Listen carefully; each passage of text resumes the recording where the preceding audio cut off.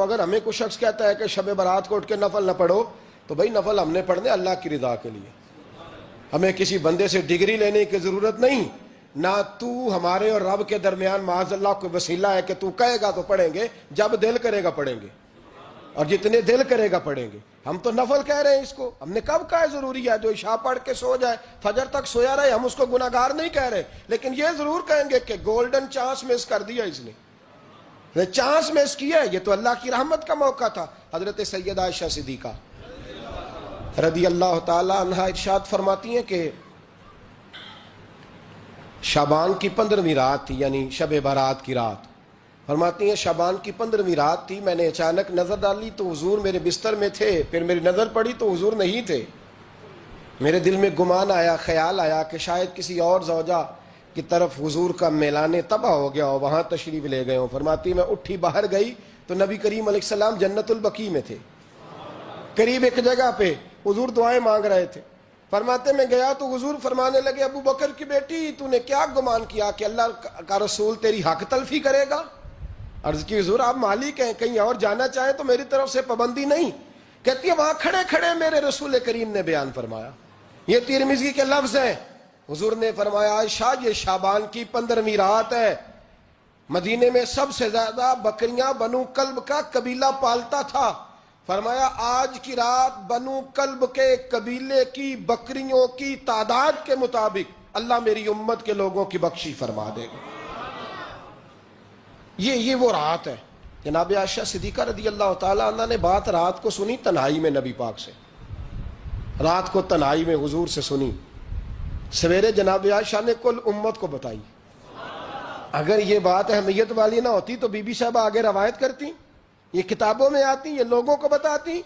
حضرت عائشہ نے روایت کیا اور مولا علی شیر خدا نے تو کھل کے کہا، ابن ماجہ میں حضرت علی سے پیار کرنے والوں کے لیے الگ عنوان، مولا علی نے کھل کے فرمایا شعبان کی 15ویں رات کو رات عبادت کرنا اور سویرے روزہ رکھنا۔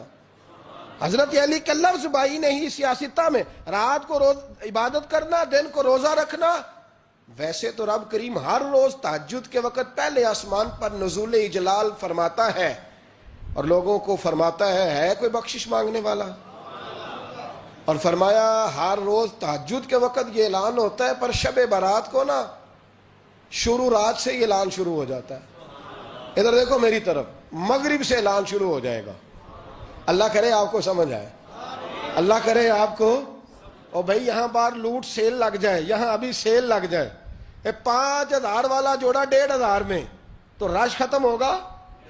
اور بھائی اگر یہ لگ جائے، چلو یہ تو دور کی بات ہے نا، ہم تو لنگر والے لوگ ہیں، اگر لنگر کا اعلان ہو جائے کہ بڑا تگڑا ہے، بڑا تگڑا، ہمارے ہاں تو شادی کی روٹی کھلتی ہے تو لوگ آخری روٹی سمجھ کے کھاتے ہیں، تو شاید اللہ ماشاءاللہ یہ آخری ہے، اس کے بعد نہ ملے گی۔ جب اعلان ہوتا ہے اور دعوت ہوتی ہے کہ کھلا ہے جی کھاؤ، کیا حشر ہوتا ہے، کیا انداز ہے۔ مولا علی شیر خدا حدیث روایت کرتے ہیں، رنگ کیا ہے؟ فرمایا باقی راتوں میں نا تھوڑا سا پیکج ہوتا ہے، تھوڑا سا، آخری حصے میں رات کے شب برات کو نا رات چڑھتے ہی اللہ پہلے آسمان پر جو اس کی شان کے لائق ہے نزول جلال فرماتا ہے، اور پہلا جملہ یہ فرماتا ہے کوئی معافی مانگنے والا؟ اللہ کرے آپ کو سمجھ آئے، یعنی معافی دینے والا کہہ رہا ہے چلو آؤ ادھر، آؤ ذرا معافی مانگو، میں معاف کرنے آیا ہوں، مانگو معافی، ہے کوئی معافی مانگنے والا؟ معاف کر دیں گے۔ اور آپ فرماتے ہیں ہے کوئی رزق مانگنے والا؟ وہ جو بڑی درخواستیں دیتے پھرتے ہیں نا مختلف اداروں میں، وہ ایک درخواست نا کل شب برات والی رات بھی دیں۔ اللہ کرے آپ کو سمجھ آئے۔ وہ جو کہتے ہیں نا بڑی بڑی کمپنیوں میں نے اپلیکیشن جمع کرائی ہے تو کہیں کام نہیں بن رہا تو نسخہ دے رہا ہوں، ایک اپلیکیشن کل رات بھی جمع کراؤ انشاءاللہ کام بن جائے گا۔ اور میں نہیں کہہ رہا، مولا علی شیر خدا فرما رہے ہیں، اور وہ خود نہیں فرما رہے، وہ نبی پاک کا فرمان نقل کر رہے ہیں، اور وہ رسول اللہ صلی اللہ علیہ وسلم کی بات نہیں بیان کر رہے، وہ کہتے ہیں رب فرماتا ہے کوئی روزی مانگنے والا؟ سارے سیٹھوں، نوابوں، جاگیرداروں کے پاس جا جا کے تھک گئے ہو، ایک دن میرے کہنے پر، ایک رات، ایک دیہڑی ذرا شب برات والی لگا کے تو دیکھو، پر شرط یہ ہے کہ یقین کامل ہو، ارادہ یہ، مطلب اللہ معاف کرے، آپ نے ناراض نہیں ہونا، لیکن وہ ماحول اس طرح کا ہے کہ شب برات کو ایک دو ساتھی کو کہا رات کو عبادت کر کہتے جی وہ تو ٹھیک ہے پر سویرے چھٹی نہیں، کام کرنا ہے. یعنی رب کہہ رہا ہے کہ تو آ جا شب برات کی رات، جو مانگے گا وہ تجھے، لیکن یہ ادھر نہیں توجہ کر رہا. یہ کہتا ہے سویرے 10 بجے دکان نہ کھلی تو مشکل ہو جائے گی، دفتر نہ گیا تو حالات. آپ دیکھیں ذرا، اب جب یقین اس طرح کا ہو تو پھر تو بھائی ساری زندگی اداروں میں درخواستیں دینی ہیں. پھر آپ جیسا آپ کا مزاج ہوگا، اللہ تعالیٰ تو بندے کے گمان کے قریب ہے. تو میرے رسول پاک علیہ السلام نے ہمیں یہ میسج دیا، پیغام دیا، فرمائے اس رات جو اولاد مانگے گا رب اسے بھی عطا فرمائے گا. اس رات جو اللہ سے بخشش مانگے گا اللہ اسے بھی دے گا. اس رات جو رب کریم سے عزت مانگے گا اللہ اسے بھی عطا کرے گا. شارحین نے لکھا اس رات جو رب سے پردہ پوشی مانگے گا اللہ اسے پردہ پوشی بھی عطا کرے گا. جو جنت کا سوالی ہوگا رب اپنے فضل سے عطا فرمائے گا. کوشش فرمائے. 10 محرم کو ہمارے ہاں لوگ جاتے ہیں قبرستان، وہ کسی حدیث سے ثابت نہیں، میں منع نہیں کر رہا، جائیں 9 محرم کو جائیں، 10 کو جائیں، 11 کو جائیں، 8 کو جائیں، سفر میں جائیں، ربیع الاول میں جائیں، قبرستان میں جب بھی جائیں، منع نہیں ہے. لیکن شب برات والی رات تو خود رسول کریم گئے ہیں نا قبرستان. اب جو بات میں نے سمجھانی ہے اس کو سمجھیں. نبی پاک کی والدہ کا مزار نہیں ہے وہاں جنت البقیع میں. حضور کے کو بھائی بہن، حضور کیا کرنے گئے؟ امت کی بخشش کے لیے گئے. شب برات کی رات لالچی نہ بنے کہ صرف میں نے اپنے لیے روزی مانگنی ہے، کل امت کے لیے مانگے رب کریم سے. مانگے اپنے بھائی کے لیے، مانگے اپنی بہن کے لیے، مانگے اپنے بیٹے کے لیے، مانگے اپنی بیٹی کے لیے، مانگے اللہ کریم. یہ مانگنے کی رات ہے. پچھلی راتی رحمت رب دی کرے بلند آوازہ، بخشش منگن واریاں کارن کھلا جے دروازہ. آئیں اللہ کی بارگاہ میں اس رات کو کھل کے دعا مانگیں. قبرستانوں میں نا کچھ قبریں ایسی ہیں کہ جو بتاتی ہیں کہ سالوں بیت گئے ہیں کوئی آیا نہیں. کچھ قبریں بتاتی ہیں. اور کچھ بڑے قبرستان بڑے شہروں میں ایسے بھی ہیں کہ جن کا گورکن کہتا ہے کہ مجھے کمیٹی نے کہہ دیا ہے جہاں 4-5 سال کوئی نہ آئے وہاں نئی قبر بنا دیا کرو. وہاں نئی قبر بن جاتی ہے معاذ اللہ. او بھائی کچھ ہیں ایسے، کچھ ہیں. یہ جائیں نا اکبر بادشاہ یہاں لیٹا ہے لاہور میں، تو شعر لکھا ہوا ہے بر مزارے ماں غریباں نے گلے پروانہ سوزز نے صدائے بلبلے. فارسی کا مقولہ لکھا ہے اس کی قبر پہ، کہتا ہے میں وہ غریب ہوں. اعلیٰ بادشاہ ہے مقبرے میں لیٹا ہے، کہتا ہے میں وہ غریب ہوں کہ نہ یہاں کوئی پروانہ آتا ہے نہ بلبل آ کے گیت گاتی. کوئی آتا ہی نہیں، کوئی فاتحہ نہیں پڑھتا، کوئی فاتحہ نہیں پڑھتا. او بھائی کئی قبریں ایسی ہیں جن پہ سالوں بیت گئے کوئی لوٹا نہیں. اور مشکات میں حدیث ہے میرے نبی کریم علیہ السلام نے فرمایا جو قبر میں ہوتا ہے وہ تو اس آدمی کی طرح ہے جو دریا میں ڈوب رہا ہے اور وہ انتظار کر رہا ہے کہ میرا بیٹا میرے لیے دعا مانگے، میری بیٹی دعا مانگے. پر بیٹے کو تو 27 سال ہو گئے، ملک سے باہر ہے. کاغذ بنے گے تو ابے کی قبر پہ آئے گا نا، اس کے تو کاغذات ہی نہیں مکمل ہو رہے. وہ بیٹے کو تو مشکل ہے بڑی، وہ تو کاغذات نہیں بن رہے. وہ تو دولت کا مطالبہ پورا ہوگا تو جب ہی وہ کام ہوگا نا. انتظار ہو رہا ہے قبروں میں میرا بیٹا دعا کرے، میرا بھائی دعا کرے. اور اگر بچہ دفن ہے تو وہ کہتا ہے میری ماں دعا کرے، میرا باپ دعا کرے. کوشش کریں شب برات بعد از مغرب یہ رواج پیدا کریں. یہ رسول اللہ کا طریقہ ہے صلی اللہ علیہ وسلم. قبرستان میں جائیں اور جا کر کے وہاں اللہ تبارک و تعالیٰ سے دعا مانگیں کہ یا اللہ جو اس قبرستان میں لیٹے ہیں وہ بھی، اور جو آج تک کلمہ پڑھنے والے دنیا سے گئے وہ بھی، اور جو قیامت تک جائیں گے وہ بھی. اے اللہ تو سب کی بخشش فرما دے. اللہ کی رحمت کو محدود نہ کریں کہ صرف مجھے بخش دے، اسے کہیں یا اللہ کل کی بخشش فرما. ساری امت کے لیے دعا کریں. شب برات کی رات نفل پڑھیں. ہمارے ہاں محفل ہوتی ہے ہر سال الحمدللہ، بڑے شوق سے بڑا خوبصورت ہم اہتمام کرتے ہیں. لیکن میں اکثر دوستوں سے کہا کرتا ہوں کہ جن کو اکیلے میں نفل پڑھنے میں مزہ آئے وہ اکیلے میں پڑھیں. کتنی کھلی بات کر رہا ہوں. میں پابند نہیں کر رہا کہ آپ یہاں آئیں گے محفل میں آئیں گے ضروری ہے. بھئی آپ کو اکیلے میں مزہ آتا ہے نا. کچھ لوگ تنہائی میں ہوں تو دل زیادہ لگتا ہے، وہ تنہائی میں کریں اللہ اللہ کوئی عرض نہیں. لیکن کچھ ایسے ہیں کہ نعت سنتے ہیں تو دل نرم ہوتا ہے، تقریر سنتے ہیں تو دل نرم ہوتا ہے. تو جن کا اس طرح نرم ہوتا ہے وہ مسجد میں آئے, بات سنے. کچھ کو سب کے بیچ بیٹھ کے رونا آتا ہے. حضرت سعدی شرازی فرمایا کرتے تھے کچھ لوگوں کے آنسو مجھے رلا جاتے ہیں. فرماتے ہیں کچھ کی آنکھیں دیکھ کے رو پڑتا ہوں, لہٰذا میں جب بھی ذکر کرتا ہوں محفلوں میں بیٹھ کے کرتا ہوں.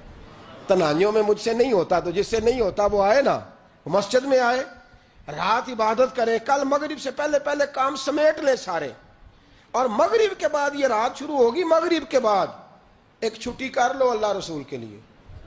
کر لیں گے انشاءاللہ تعالی ایک چھٹی. اور توبہ کی رات ہے یہ, توبہ کرنی ہے. توبہ کس کو کہتے ہیں؟ توبہ کا معنی ہے پچھلے گناہ پر پچھتانا, شرمسار ہونا. کہتے نہیں اے کاش میں نہ کرتا, اور وہ لفظوں میں نہیں, جملوں میں نہیں, توبہ رٹی رٹائی نہیں. شرمسار ہونا اور آئندہ گناہ نہ کرنے کا پکا ارادہ کرنا, اس کا نام توبہ ہے. دیکھیں اللہ تعالیٰ فضل کرے, میں نے پچھلے سال کہا تھا پھر کہتا ہوں, مسجدوں سے نا شب برات کی رات, شب قدر کی رات چیخوں کی آوازیں آتی ہیں, لوگ اتنا روتے ہیں نا. رونا چاہیے, کم روتے ہیں زیادہ رونا چاہیے. لیکن سوال یہ ہے کہ اتنا زیادہ لوگ شب برات کی رات روتے ہیں, کیا پھر سویرے بددیانتی ختم ہو جاتی ہے؟ جو رات مسجد میں کھل کے رو کے آیا ہے اس کا پروگرام ہے نا کہ اب ملاوٹ کبھی نہیں کرے گا, اب گاہکوں سے جھوٹ کبھی نہیں بولے گا, اب وہ بددیانتی کا معاملہ کبھی نہیں کرے گا. لیکن رات روتا بھی رہے اور سویرے پروگرام یہ ہو کہ میں نے پھر لوگوں کو فریب دینا ہے, داؤ لگانا ہے, تو اس نے توبہ کیا رات کے, یہاں بس یہ ایکٹنگ کر کے لوٹ آیا ہے.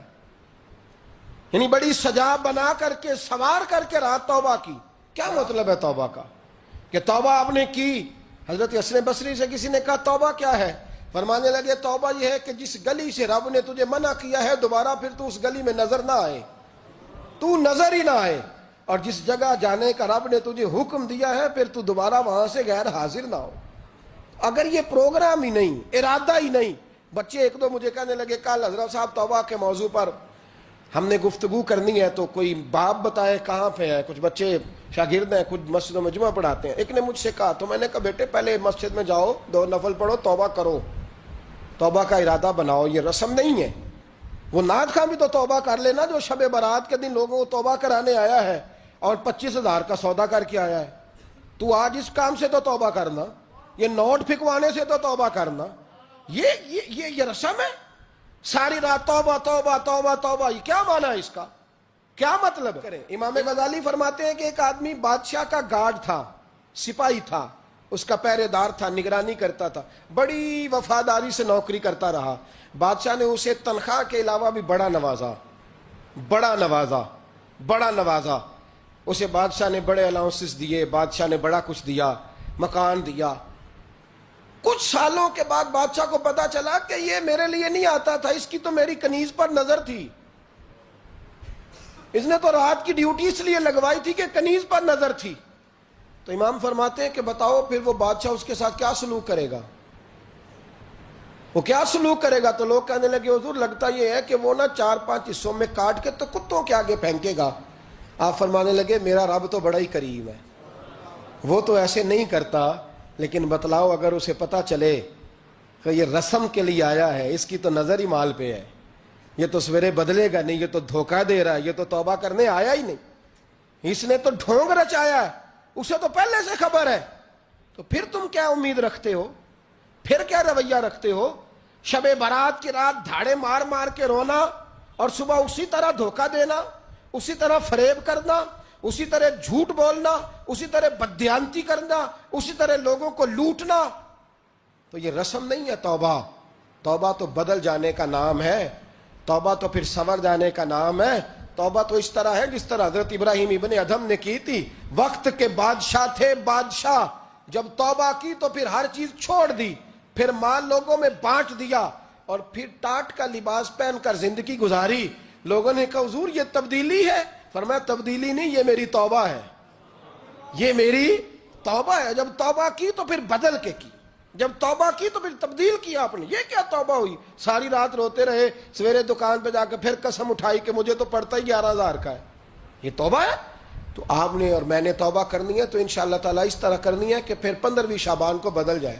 یہ جو موقع آتے ہیں نا شب برات کے, شب قدر کے, یہ بنیادی طور پر اللہ تعالیٰ کی طرف سے دی ہوا موقع ہوتا ہے کہ چلو تمہیں چانس دیتے ہیں، تمہیں چانس دیتے ہیں، پابندی کوئی نہیں، لیکن رب کی طرف سے نا موقع ملتا ہے، چلو تمہیں ایک موقع دیتے ہیں، چلو اپنے آپ کو کلیئر کر لو، تمہیں موقع دیتے ہیں، یا اللہ کیا کرے، کچھ بھی نہیں، آ کے نا سچے دل سے 2 رکعتیں پڑھ کے توبہ کرو، عرش کا مالک پچھلے سارے معاف کر دے گا، کچھ بھی نہیں، آؤ موقع ہے۔ ان لوگوں کی باتوں پہ نہ جائیں جو بلا وجہ پریشان کرتے ہیں، ہمیں بھی روز ہی سوال آتے ہیں، دل نہیں کرتا، کچھ باتیں ایسی ہیں جو کرنے کو طبیعت نہیں چاہتی، میں کروں گا بھی نہیں۔